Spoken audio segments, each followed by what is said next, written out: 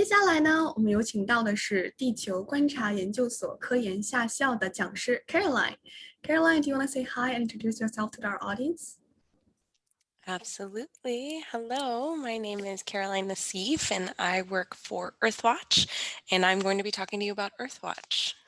I have a little bit more about myself in my presentation as well. Oh, sure, definitely. 好的，那么地球观察研究所呢是一个科研项目的下校哈。那么作为本科规划导师呢，我想再次提醒一下各位学生和家长，科研能力一直是名校招生办非常非常看重的一个方面。对于高中生而言呢，如果你能够在自己擅长的或者熟悉的领域里面开展比较扎实的这种科学研究项目，会大大增强你们的背景。还有一点就是说，很多这个高级的这个科研下校哈，其实并不是非得开设在美国的名校，其实他们很多都是开设在这个研究所或者是社区研究型机构里面，这丝毫不影响他们在顶尖大学招生办引入这个重要性哈。OK，那我们就有请 Caroline 为我们介绍地球观察研究所的这个科研项目。Caroline, you can start. Okay, I'll be great. your translator. Okay, so should I pause in between so that you can translate? You can pause like at the end of each slide. Okay, wonderful. Thank you so much. Helena, is that? Helena. Helena. Thank you so Yes. much, Helena. All right, I will share my screen. Uh-huh.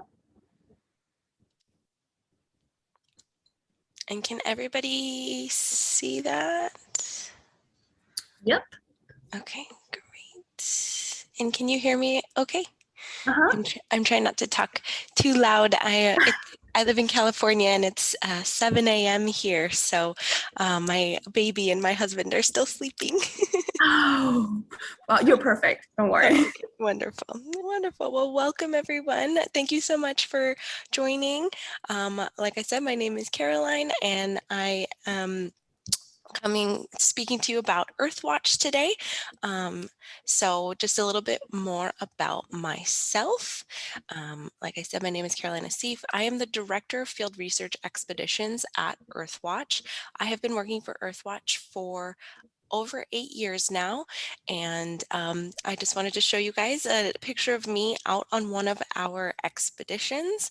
You can see that I participate on our expeditions as well, so I know about our expeditions. I'm going to be talking to you about them today, and I just wanted to share my contact information. That's my direct email, my direct phone number. There's also the general phone number for Earthwatch, as well as the general website for our organization as well. And I will share this again at the end. Nice。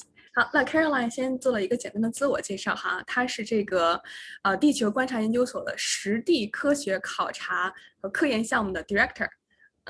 那这里是她的这个联系方式哈，如果感兴趣的话可以记录一下。OK。All right, so about what Earthwatch is. So we're an environmental nonprofit. We partner up with scientists from around the world. So we work with environmental scientists from all over the world, and we bring together members of the public with researchers to help the researchers collect their data, bring more scientific knowledge to people from around the world, education, etc. So we really want to bring those two communities together. There's always been a divide between the scientific world and the general public, and part of our mission and our goal is to bring those communities together so that they can work together and there's a better understanding of the environment and sustainability, and then we're able to support those researchers with participants who collect data as well as financial support as well. OK，好，那这是简单的一个背景介绍哈，有关于这个地球观察研究所。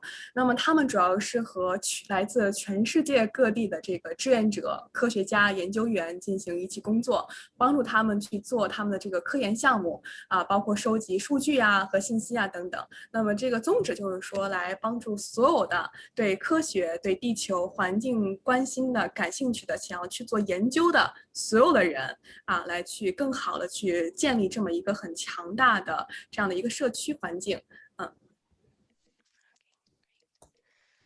So we've been around since 1971. So Earthwatch is celebrating its 50-year anniversary this year. So we've been around for a very long time doing the work that we do. And we've had over 100,000 what we call citizen scientists, which is just anybody from around the world participate on our expeditions. And I'll talk to you a little bit more about our expeditions as we go through, but just wanted to share that exciting news that we've been celebrating for 50, or we've been doing this for 50 years, and we're celebrating our 50 years this year. Wow, very nice。好，Yeah. 那现在这个 Caroline 给我们介绍，就说他们这个项目哈已经运营了这个50年了。那么这50年当中呢，一共有超过10万个来自全球各地的这个科学家参加了他们这个科学考察，所以这个确实是很庞大的一个资源或者是这么一个人员组成吧。非常非常的兴奋。So we have locations, our expeditions take place all over the world. You can see we're pretty much on every continent in the world except for Antarctica. We have locations all over the world, scientists that we work with from all over the world. And so we're able to have people travel to any of these locations. These are our current projects. We bring on about between 4 to 5 new projects every year. Of course, I'm talking pre-pandemic times, but hopefully in the next few years, we'll be back up to our normal bringing on our new projects. But we usually have about 40 projects taking place at any time. Some of them do complete their research and move on, but that we usually have about 40. Wow.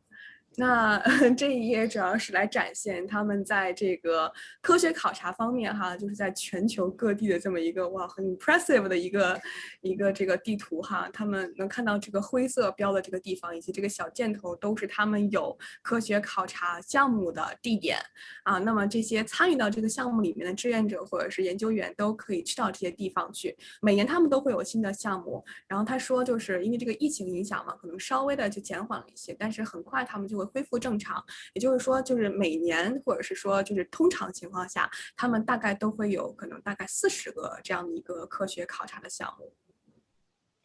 Okay, great. And Helen, let me know if I don't mind pausing if there's questions in the chat. I can't see the chat, so if there's anything that I should look at the chat, or if we can wait until the end, whatever you think is Yeah, best. I'm actually checking the chat for you Okay. while you do your presentation. Then we can always answer all of them during the Q&A session. Wonderful. Thank you so much.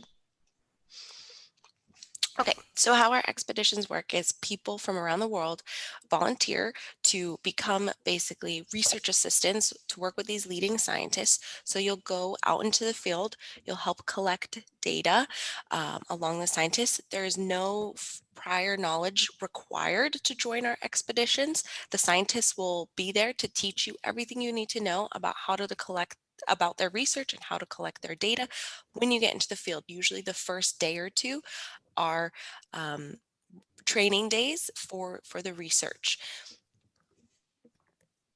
OK，好，那么他们会招募这个来自全球世界各地的这个志愿者来做这个 research assistant，也就是我们辅助研究助理。对于这个科学家们而言哈，那么这些研究助理这个志愿者呢，会去到这个科学考察的地点。然后来进行这个数据收集啊、分析啊等等。那么这些志愿者呢是不要求有这个很强的这个知识背景的，科学家们都会去进行培训，特别是在参加活动的这个头1到2天都是就是这个 training session，就是科学家们会告诉大家该如何去进行这个操作，以及可能会介绍一些背景的知识等等。And just to add, our expeditions are usually about 1 or 2 weeks. Those are the different options for our expeditions. They range between 1 and 2 weeks. And the groups that participate, we're not a tour group, so we don't have very large groups. It's actually a very intimate experience with your research group that's there. Our participants are usually, the group is between 5 to 12 people. We have a few expeditions that are a little bit bigger, but our average, I would say, size of group is usually about between 8 to 10. That's the average size. 好，那么他们就是这个项目的话，哈，一般都会是1到2周时间。然后这个小组的这个成员呢，也不是非常多，他们并不是一个做旅游团的，不是说哦，就是好几十个人一起参加。他们想要去建立这种就是比较关系比较近，然后大家可以合作更紧密的这么一个感觉。所以他们的这种研究小组通常会在5到12个人之间。So this is one of our participants who joins us every year.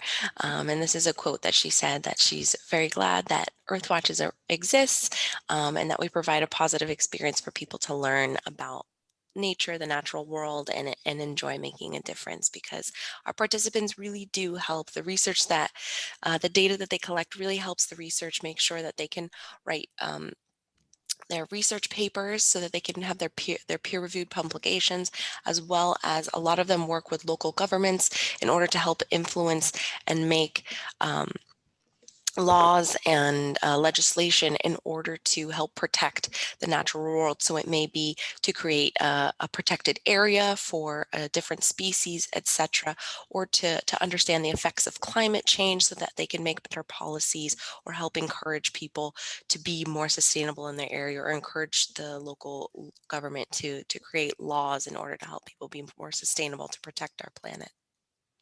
Cool. Is this Kathy person like a previous volunteer or a scientist? It's a previous volunteer. Yes, she joins us every year on an expedition. Wow, very cool. 那这个Kathy 就是他这里面这一个 quote 哈，就是 Kathy 作为一个志愿者代表吧，他就是说这样一段话，他说他非常非常开心有这个地球观察所这么一个机构存在哈，他觉得这是一个很积极、很正能量的这么一个事情，然后能够让就是地球上所有的人都能够去爱护我们的地球，保护我们的环境。那么其实这个过程当中呢，他会读到比如说一些相关的这个科研论文呐，然后他也能看到说这些科学家或者这研究员是如何尽他们的力量去为这个地球保护或者是这个资源保护进行他们的这个贡献。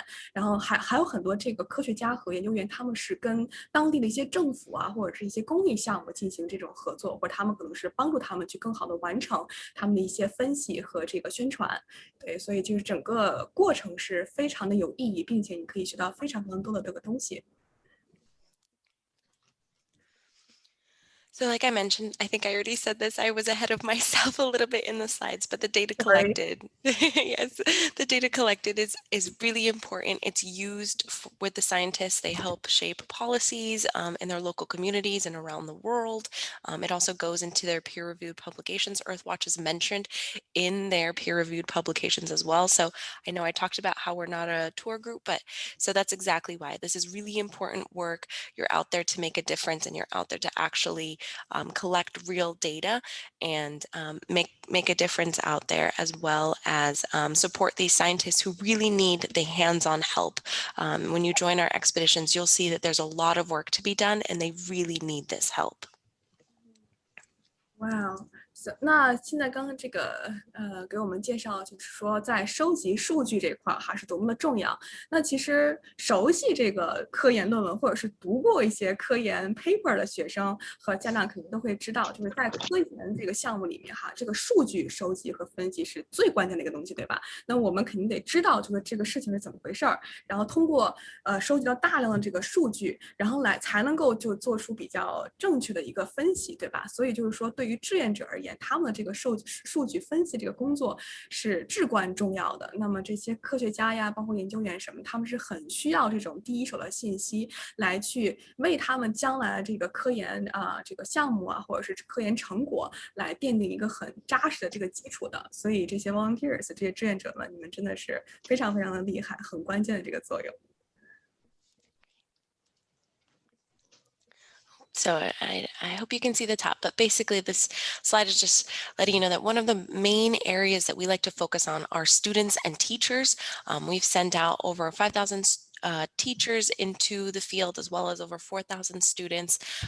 So we really like to support students and teachers in their learning journeys, teachers in order for them to bring them back to the classrooms so they can teach their students about our work. And then for students, in order to help shape their future, if they're looking to become scientists, this is a real life experience. It's, a lot of the time your students are learning from textbooks, but here they actually get to go out, do hands-on research, understand what it's like to be a field scientist, learn from a real scientist out in the field collecting data, and see if this is sort of the experience that they would like to continue to have in life, if they would like to pursue science for their career. 那么在这个项目里面，他们还是希望说能够帮助比如说学校啊、学校老师和这个学生来去更加真实的利用这个科学知识去观察到这个世界。所以他们曾经已经帮助过5000名老师和4000多个学生把他们就是送到各个这个考察地点哈，来用这个实地的这种真实的数据和真实的这个现象，以及他们就是可以真的是摸到和看到这些生物啊，或者这个环境的变化等等，来帮他们去了解到就是这个科学的这个知识。那这里其实我也再多说几句哈。那么我们之前其实申请比较成功的学生有一个学生叫 David， 他是今年被牛津大学和康奈尔大学录取的学生。那么他曾经就是参加到一个就是比较类似这样的一个带有科研性质的科学方向的这个夏校。那么他在这个夏校里面就做了类似这个事情，就包括说在这个实地现场去考察一些事情，然后收集到这个数据。他也是跟其他小伙伴们一起，然后他们也会就前期也会去学习这方面这个知识，然后到现场的话做这个调查，他们也是就是小组为单位来去进行这个数据的分析，完数据收集哈，收集完之后呢，他们也会跟教授和这个科学研究员一起去进行这个数据的分析啊，初步的整理啊，然后也会跟教授们去讨论说，哎，这个将来这个数据该如何去被应用等等，就他们是参与到这个非常非常重要的一个环节。那么就他这个整个经历哈，对他的这个大学申请是很关键的。他在这个文书当中有部分的这个文书话题哈，他会提到说他的这个过程当中的自己的成长、自己的认知，以及说在这种就是第一手信息这个现场来去看到这些就是东西的时候，他的这个感受和他的这个学习的东西是很震撼的。所以就是就是当然这个孩子肯定其他方面也是很优秀的哈，成绩也很不错，然后有些课外的活动等等，但是这个科研下校确实是起的其中一个很关键的一个因素。So these are the four main areas of the types of research that we do. So wildlife and ecosystems, which would include different types of species or an entire ecosystem. So how the environment around a certain species works, where they live, what they eat, how they change over. So that's one section. Ocean health is another one. So anything to do with the ocean, basically. We work with a number of different species, like as you saw in my picture. That's one of our ocean health projects, working with turtles. We have a project working with sharks, reefs, etc. So a lot of different projects working with the ocean. And then climate change in general. Climate change, it's funny that it's a separate category, but it really filters into all of the other different categories because climate change affects our species, the ecosystems, the ocean, of course. But we do have some that are very specific, that do work on very specific questions around climate change. And then the last category, which we've been doing for a very long time, but archaeology, which might be a funny thing to see how it fits in with the other ones on the environment, but actually looking to the past, looking how people used to live in the past and the effects of climate change from the past to today. We can see we can learn a lot looking back. So that's why we continue to support our archaeology projects as well. OK，好，那么接下来就是有这个4个比较重要的这个领域哈，就在这个地球工程研究所里面，他们学生们可以参与到这个科学或者是这个数据分析的这个领域里面。第一个就是这个生态环境和野生动物这块儿，那刚才其实我们也看到了各种图片，对吧？就有这个跟这个在野外或者在这个就是非常原生态的这种环境里面去做一些这个现场的调研和调查。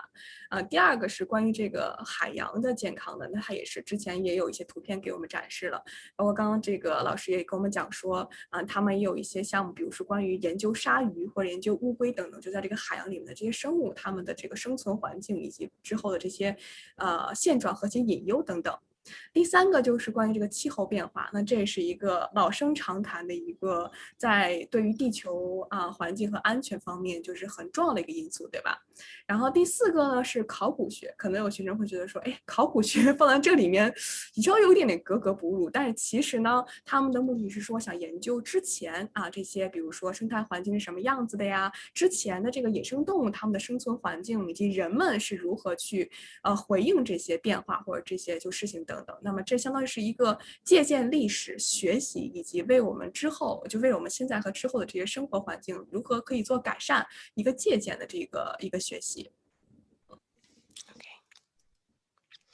So if you're not already convinced why you should join Earthwatch and go on one of our expeditions, I'm going to show you a number of pictures and talk a little bit about why you should join us on one of our expeditions.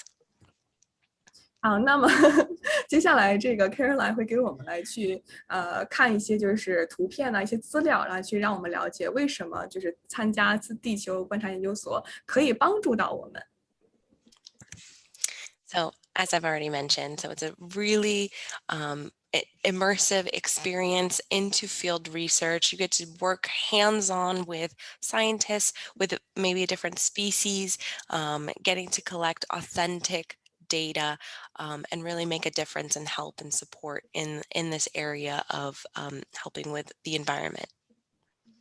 好，那么第一个亮点就是说，它真的是实地考察，对吧？就是他会把学生和志愿者老师这些科学研究员什么都放到这些地方里面去，让你们去真的是收集到真实的这个数据。那么这种经历是非常非常难得的。我相信有很多对这个科学呀，或者对研究，或者只是对大自然有很多这种情怀，或者是想要保护地球的这些学生，听到这个应该是非常非常兴奋的哈，因为这种机会真的是还蛮难得的，就是由一个这种专家，一个科学家带着就是这么一小波学生一起到这个地方去，我们可以边学习知识，边通过实地的这种考察和这个数据分析，来去更直接的去了解到这个事情是怎么回事儿，然后以及可以说如何帮助到这个科学领域里面该如何就是更好的去发展它。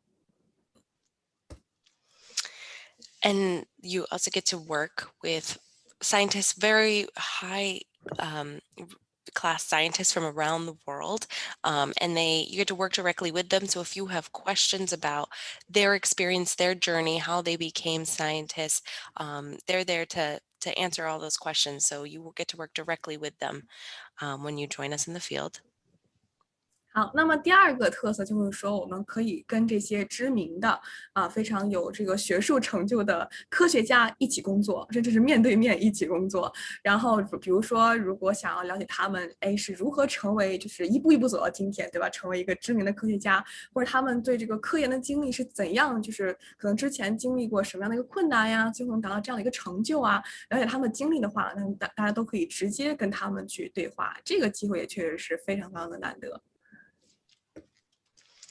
It's a unique experience. Education, as we know, a lot of times is in a classroom and with a textbook. So this is a unique educational experience. You get to learn in a different way, actually be outside, which is a wonderful way to get to learn. People, they say that when you're outside, you experience things differently, you learn differently. So getting to be outside, getting to actually learn from scientists, be in the field, collect real data is a very unique type of experience. And you get to learn about really amazing research and very interesting species and environments.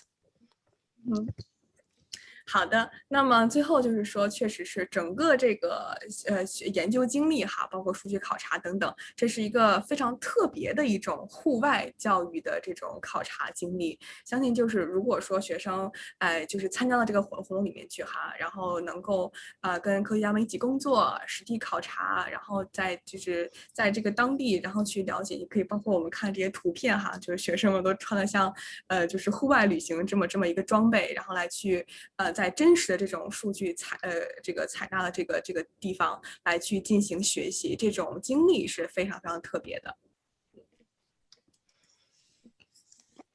So we've heard from many adults, students, teachers. These are life-changing experiences. They got into the field, and a lot of the times, I've actually, for my 8.5 years here at Earthwatch, I've known students who actually came into the on an expedition with us, and then have decided to follow science in their careers. And one day they may join us and be our lead scientists on our projects. So that means they've gone to study marine biology or any other kind of field research.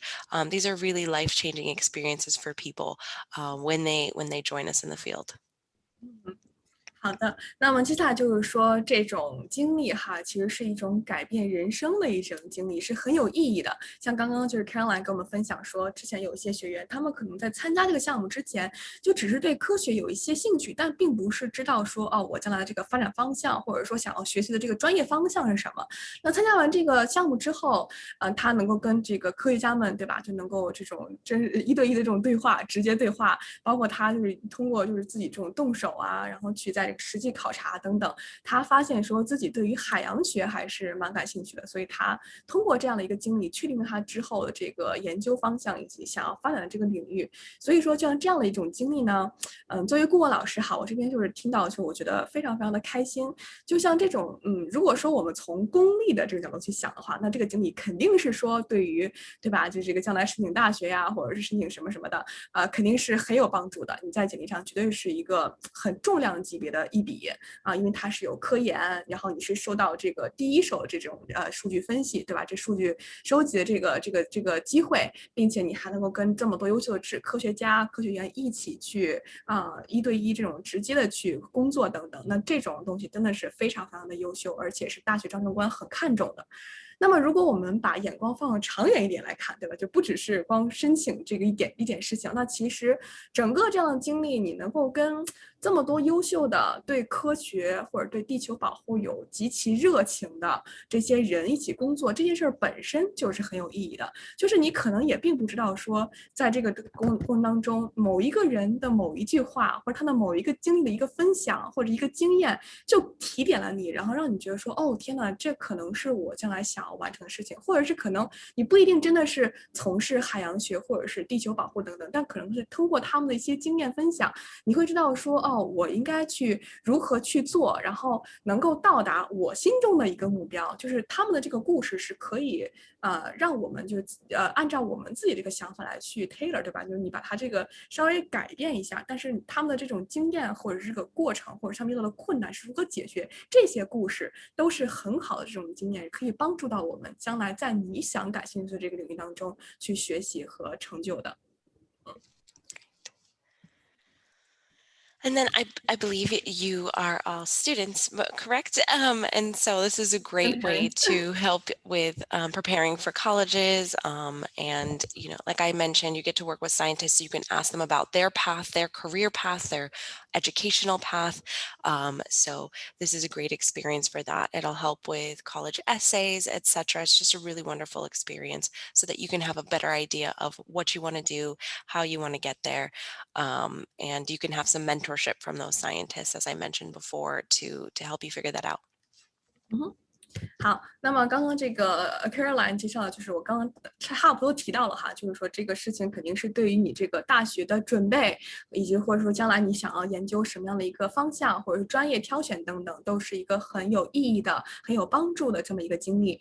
那这里我也稍微再多分享一个这个学生的案例吧。我们有一个学生叫 Monica， 她今年也是被多伦多大学，然后英国这个 UCL 中文叫什么伦敦大学学院录取了。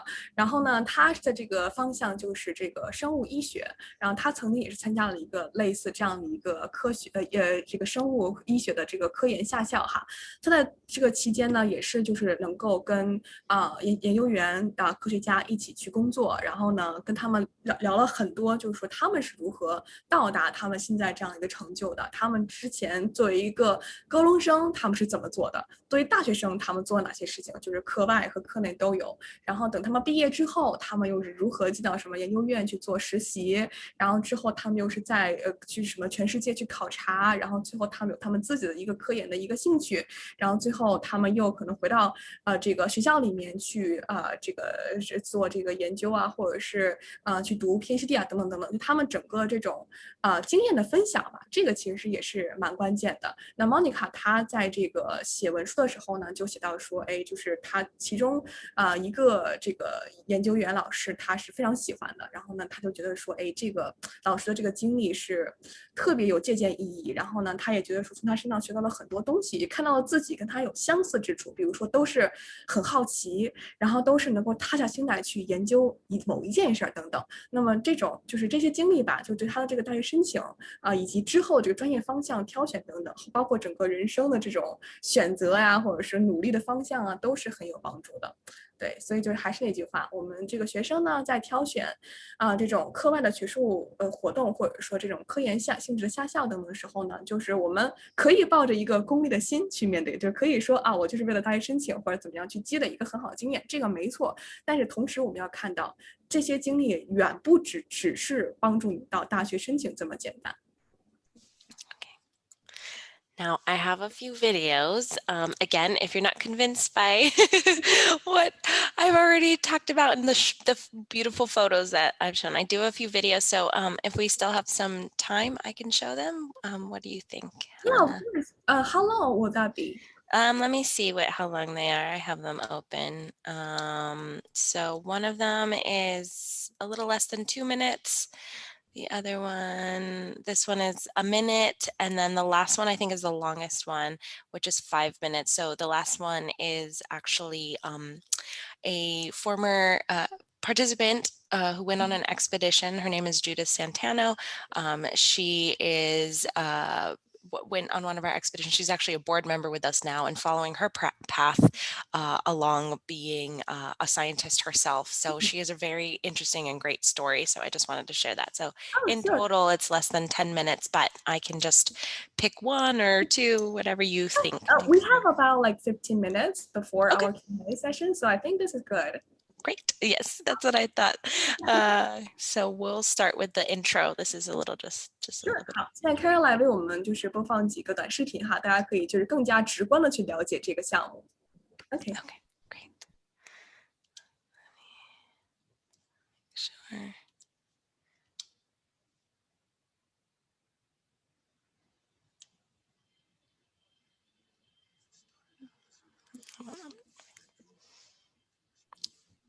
I don't think I can hear it, Caroline.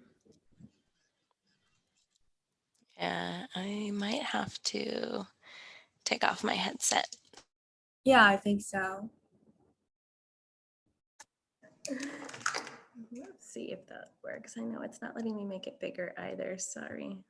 Let me see. Let me refresh it. Sorry about that. No, it's okay. I should have tested out. Can you still hear me okay? Yes, I can. Okay, let's see if this makes sense, if that works. Can you hear it? It started out as a race. Yep. Drove us You might want to turn up a little bit the volume.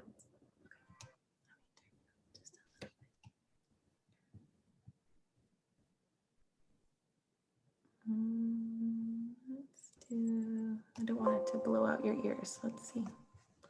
Let me reload it again. Okay.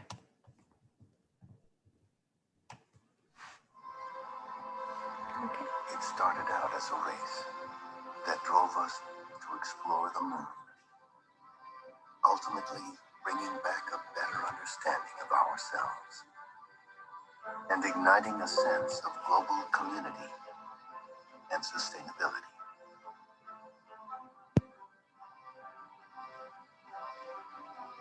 Since then, global change has accelerated. Now more than ever, we need to stand together to defend science and create sustainable solutions. Earthwatch gives you that opportunity. Travel, explore, and help scientists solve some of today's most critical environmental issues.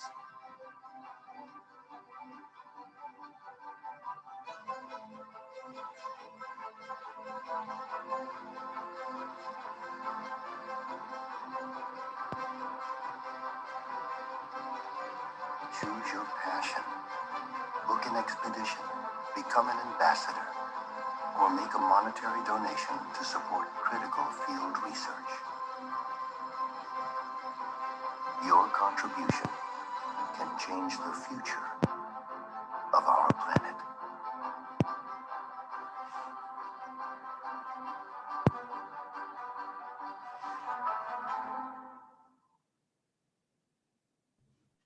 Beautiful. Caroline, do you wanna like make it like full screen so that everyone can like see? Yeah, I tried to do that, but it won't let me. Every time I hover over that, it won't let me click it. I'm so sorry.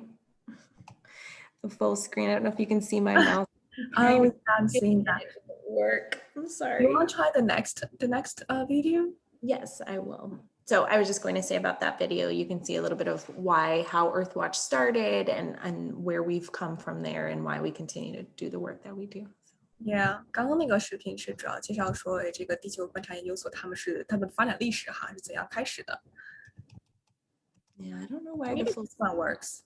I don't know why the full screen won't work. I'm sorry, but this one's a little bigger, hopefully. Yeah, this one's bigger, definitely.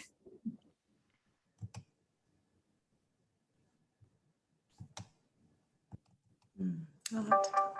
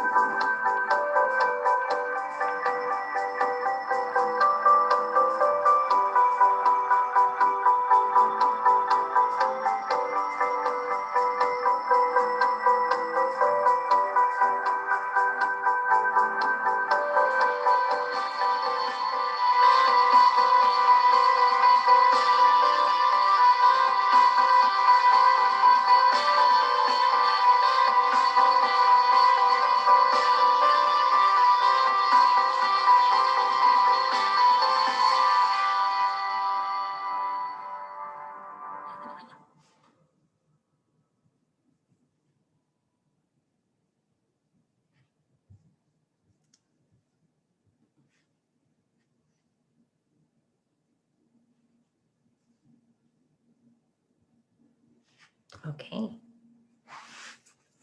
And then I have one more video.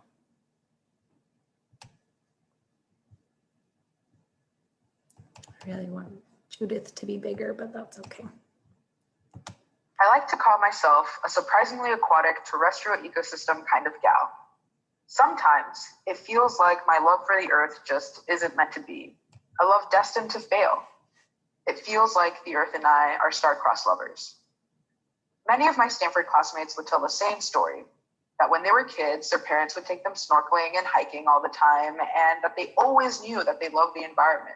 So it makes total sense that they graduated with a degree in Earth systems. Maybe it would be easier if this were my story, but it's not. I always pin myself as a late bloomer in my love for the natural world, but the more I look back into my childhood, the more I see the moments where the universe was screaming at me to pay attention, like it knew how great this love could be if I just gave it a shot. I think that everyone has a moment, whether big or small, that sparks their interest, that pulls them into the world of science and ecology. For me, that moment was the 2 weeks I spent in Jackson Hole, Wyoming on an Earthwatch Ignite expedition to study songbirds. As a 15-year-old Mexican girl growing up in LA, Wyoming was definitely not on my radar, and I couldn't have imagined that it would capture a piece of my heart forever. I'll be the first to say that the Grand Tetons know how to make a great first impression. Even from thousands of feet up in the sky, I was closer to mountains than I had ever been before. And as I took my first breath of non-polluted mountain air, I knew I was in over my head. I had a lot of firsts in those 2 weeks. It was the first time I went hiking, held a snake, saw the Milky Way. It was the first time someone told me to pay attention to birds. In every single one of those moments, I could feel the universe, well, at least my universe, expanding right in front of me. I knew that I would spend the rest of my life chasing that feeling. But there's a lot of space in between being pulled into the world of ecology and learning how to sustain that love. When I got to Stanford, I was pretty lost, as all 17-year-olds are. I clung to the idea that science would be the focal point of my Stanford career. But the more I tried to lean in, the more it felt like science pushed me away. I thought science was familiar, that it was something central to my identity. But class after class, I felt like a failure. It felt like I was trying to convince myself and everyone else around me that I loved science. I was on the brink of a breakdown every time I existed in those spaces, and yet I still wanted to be part of the world of ecology. Every time someone told me that maybe science just wasn't for me, I could feel 15-year-old Judith's universe shrinking. I wondered how many voices it would take telling me no before I got the message. And as I learned more about the injustices that shape and color the environmental field, and even what we think of as the environment, I felt pain on top of the doubt. How can I exist in this world when it was built to exclude me? Why does it feel like no one else is struggling with this tension? In Wyoming, it felt like someone took a chance on me, and it changed my life. But now it felt like everyone was saying I wasn't worth the risk. Then I had my first field class of undergrad. When we snorkeled the waters of the Monterey Bay and I put my face in the water for the first time, I could feel my universe expanding again. With my head below the surface, I felt fully present and I noticed the world around me. I felt my love for ecology surge back into my body. Every time I get to go out into the field, everything changes. It doesn't matter where I am. Whether it's learning how to identify hummingbirds for sunrise observations on campus, counting Joshua trees in the Mojave Desert, observing fish behavior in the reefs of French Polynesia, or exploring the cloud forests of Oaxaca. I feel what I first felt in Wyoming, excited to be learning, in awe of the world around me, and like I have a role to play in this big, messy life. When I get to learn in the field, that's when I feel the smartest, the most confident, and the most comfortable being myself. Learning should always feel this way, but those feelings are very hard to hold on to. It's these moments that suck me back into my love for science. Even when it feels like I'm surrounded by a sea of no's, the earth tells me yes. When I was in French Polynesia doing research for the first time, my group was struggling to get our plot set up because it's surprisingly hard to make straight lines underwater. As I swam over to our tool bag in desperate search for more zip ties, it felt like I was failing and hearing no all over again. Then I looked up and saw a single spotted eagle ray gently swim right past me. No one saw it but me. In that moment, I knew I was exactly where I was supposed to be.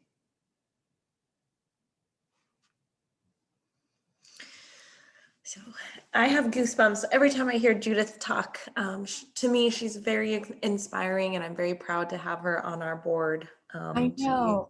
She's a great Story.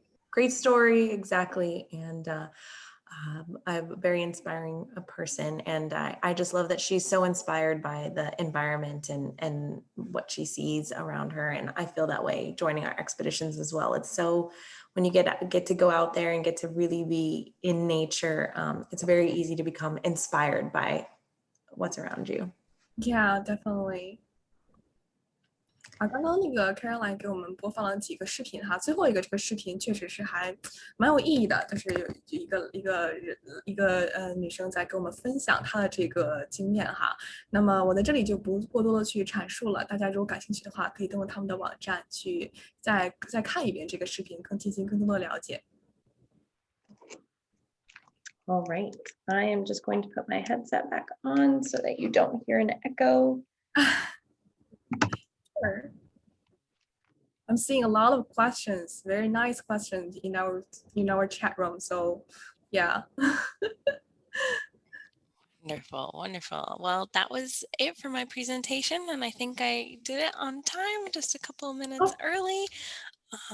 So Yeah. I'm ready for questions, and I'm just going to also leave, oh, I didn't copy the full information on there, but there's my direct information, and then there's the Earthwatch website where there's the general phone number as well, but there's my information as well. So I'll leave that up there while I answer questions. Of course, yeah, there are so many good questions. They're so excited about this, research-based opportunity. So let's just jump right into Q&A. OK, 好，那我们现在来开始这个答疑环节。好，看到有很多学生和家长还对这个项目或者类似这种项目很感兴趣。那我们来挑一挑这个常问到的问题。OK，我看到有几个问题是关于这个地点的哈。I understand like why parents are so concerned about this location wise, because right now with the COVID, maybe there's some travel, Yes. policy that are not really friendly for our Asian kids. So, 好，那这个问题是关于这个实验地点的哈，就是地点在哪里？那么对于亚洲学生来说呢，会有没有什么这种更多的机会？然后我们可以请 Caroline 给我们举几个例子。So Caroline, do you mind telling us like what are some typical, locations, and especially for our Asian kids, like currently in China, like what kind of location they can, pursue for this opportunity? Absolutely. Yes. Thank you. I tried to give a presentation pretending like COVID didn't exist, but of course we can I know. talk about COVID. I know. I just wanted you to know Earthwatch in our form, our natural state, basically. But with COVID, we are slowly getting back into the field. We actually did not field from March of 2020. Our first team back in the field was May of this year. Just recently we had our first expedition back in the field. We're starting out very slowly, looking to field just a few teams this summer. We're only fielding actually in the US with US participants. We're looking to start up back international in the fall.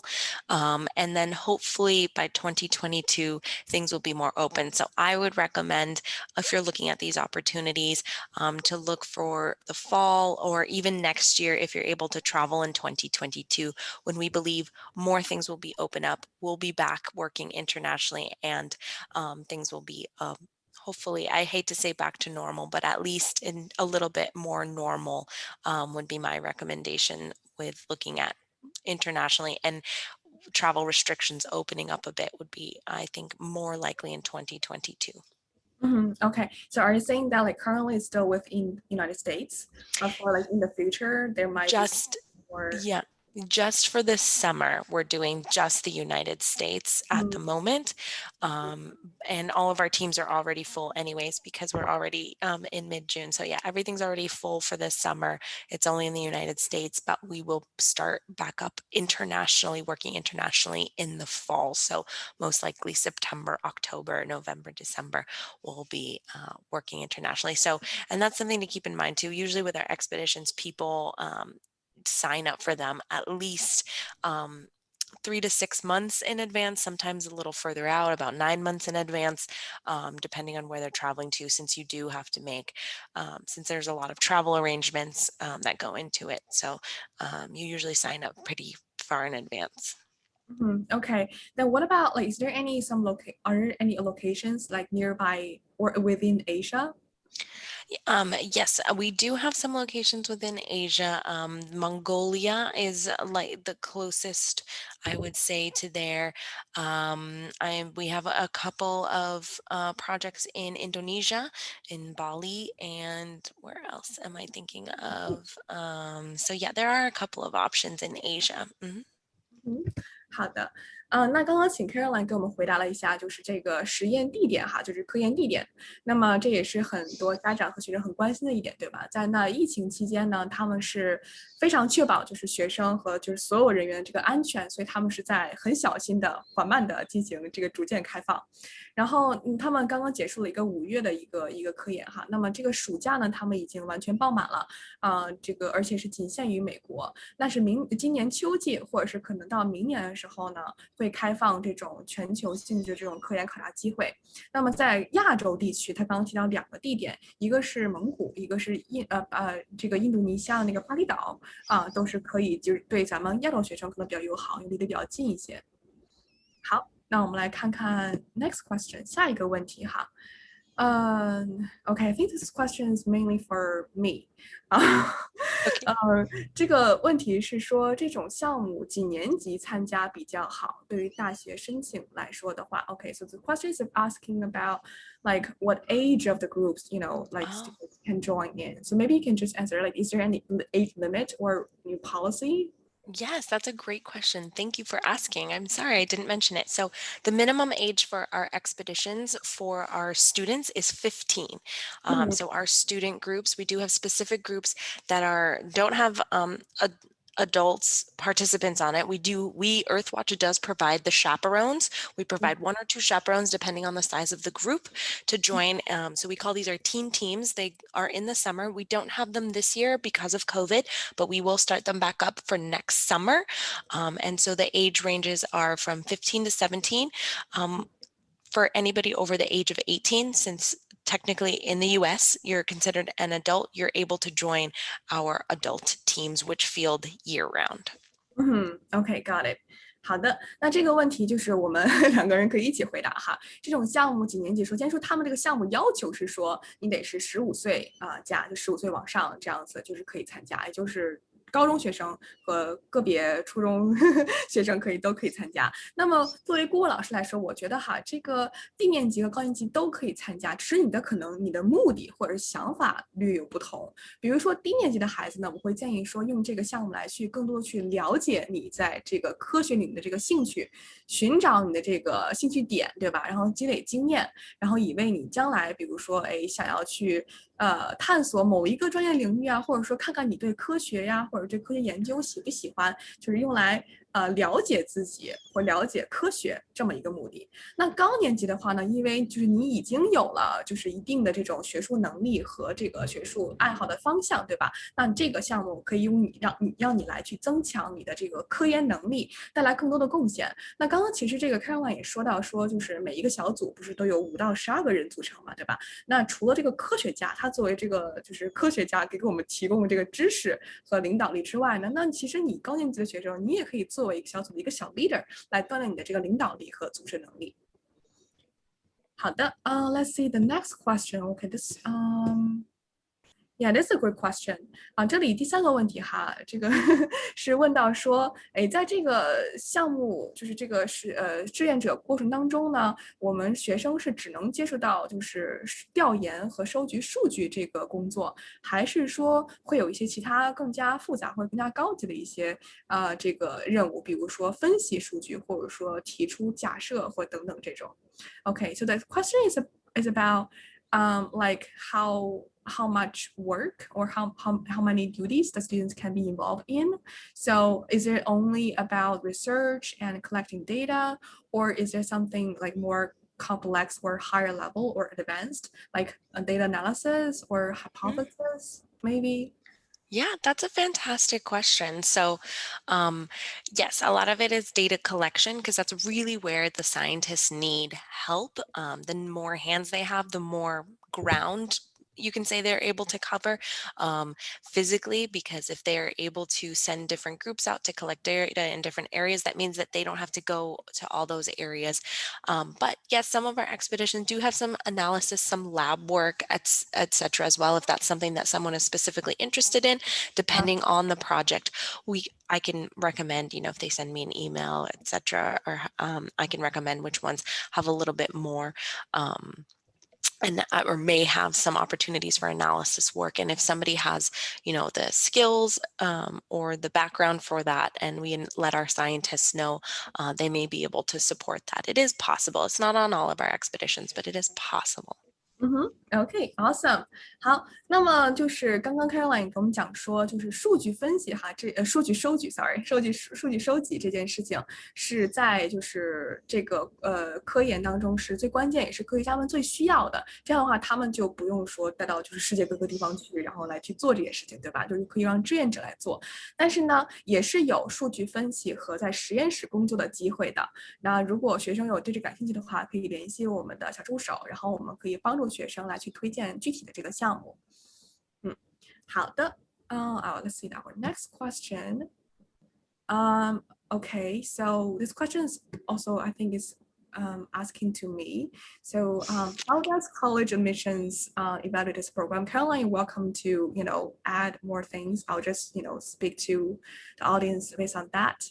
好，那这个问题是说，大学招生官是如何来去评估这样的一个项目的啊？这个问题问得非常好。其实刚才我在Caroline 就帮 Caroline 分析的翻译和分析的时候，已经分享了几个学生的这个经历，对吧？相信大家已经有所了解，就是知道说科研性质这种下校或者这种实习的机会其实是很关键的。然后不仅是说在简历上是一个很漂亮的一个经历，对吧？然后文书当中你也可以写很多，就是你学到了什么，你有什么成就，你做了什么，对吧？然后甚至说可能这个经历当中，如果你有一些成文的这种文章，或者是写的这个数据收集的这种 paper，你都可以作为辅助材料提交给这个大学。那么大学招生官其实他看待，比如说一个这个活动哈，他主要是看几个方面，比如说就是。一个是这个活动你这个参加是什么样一个 level，对吧？如果你只是局限于在你这个社区或者是你的学校，这是一个 level，或者说哎再更高一点，比如上升到这个整个国家，或者是说这个州，对吧？或者是再上升到比如说这个国际化方向，所以它这是有不同的这种 level 的。那么我们这个或者是类似这样的这种科研项目哈，它是比较这个 level 是比较高的，你可以到达就是其他就是国家地方去，对吧？你就是这种经历本身就是一种意义。其次就是说，更重要一点哈，就是你在这个当中你做了什么。就是有很多学生哈，之前就是跟我讲说，哎呀，我想要去哪个地方实习，就是那个名字可能很大，但其实呢，我们更加关心的是你在这个当中你做了什么，你有什么贡献，你有什么成就，对吧？你不能说啊，我在一个特别知名的地方，但是呢，我啥也没干，我就是过去辅助性啊，或者是就是听听别人啊，然后我就是做一些笔记啊，可能就是做一些非常非常辅助的东西。那这个其实意义并不是很大，就即使你有一个很大的一个态度或怎么样的。所以更重要的是说你做了什么，你在其中当中，比如说这个科研项目，对吧？你在其中你去了哪个地方，对吧？你是怎样进行数据收集的？你通过这个经历当中你学到了什么知识？然后跟小伙伴们或者跟科学家们是一起共同完成了一个什么事情？因此呢，你学到了什么东西？那么这些东西是大学招生官更加看重的。Okay, so Caroline, I just spoke about, how important or meaningful this process is regarding, college admissions. So feel free to share your opinion as well, like how, valuable this program can be for college admissions. Absolutely. Yeah. So I'm sure this is just highlighting or emphasizing what Helena already explained, but I would say that for college admissions, this is really helpful because as I'm sure you're aware, colleges are always looking for extracurricular activities. This is an experience that's extra in addition to, your studies. And they see those experiences as you branching out and trying to get a lot of other experiences in order to enrich your education. So this is an enrichment. It's a different type of education, which colleges like to see. And it's also a great opportunity for you to have a narrative for your essays. So you have to write essays for your applications for college. So if you do have that life-changing experience, which I foresee you would have on our expeditions, you can write about that for your essays as well. And just, in general, even not for college admissions, but just to shape what you want to do when you're applying for college, what major you want to have. If science is really something that you want to do, even if you go on an expedition, you figure out that science isn't what you want to do, that's okay. And it just helps you figure that out a little earlier before you get to college and realize that it's not for you. Awesome，好，刚刚 Caroline 跟我讲的是差不太多哈。那么他同时还有提到说，就是对于申请人本身哈，那么这件有意义的这种科研项目呢，也可以帮助到你提早去发掘说，哎，你真正想做什么，这个科学的专业是不是真的适合你等等。那么这些也是就是这个项目可以给你带来的其他的这种价值。Okay, so we are about to approach 11 o'clock, so I think will be it for today. Thank you so much, Caroline. This is a great opportunity, and I'm seeing that everyone is so excited. Oh, good. I'm so glad to hear it. Yeah, And if there's any more questions, please feel free you have my email. I really don't mind answering any other additional questions afterwards as well. So please, Helena or anyone else, feel free to send me an email with any additional questions. Thank you so much for joining and participating. I hope you learned a little bit more about Earthwatch, and I was really glad to be here. So thank you. Great. 好，那由于时间关系呢，我们马上就到11点了哈，那我们就先到这里了。我看到就是群里面还有这个 Zoom chat 里面还是有不少这个问题，那我们在这里就没有办法一一回答。但是呢，如果对这个活动感兴趣，或者是说想要更多了解有科研性质的这个项目，或者说该怎样去申请这样的项目，或者说这种项目该对大学这个规划呀，或者是申请有什么样的一个作用的话，都欢迎加我们的微信小助手，我们的咨询老师可以为你1对1的解答你的问题，帮你规划，以及帮助你提早去丰富你的课外的学术经历。同时呢，也欢迎浏览我们 In America 的网站或者是微信平台来了解我们的服务和过往的这个 offer 榜哈。那这里呢，我们再给大家做一个预告吧，就下一场讲座情况哈。这个时间呢会是在6月25号，这就是下周五美东时间哈。美东时间这个早上和晚上9点到11点就是都有，就是各2场。邀请到的嘉宾呢是包括新田国际电影节、纽约时报、美国国家学生领袖联合会和纽约电影学院来介绍相关的这个项目和实习机会，所以感兴趣的朋友一定不要错过。好了，那我们今天的活动就到这里了，再次感谢大家，我们是 In America 在美国际教育，下次活动再见啦。Thank you everyone, bye.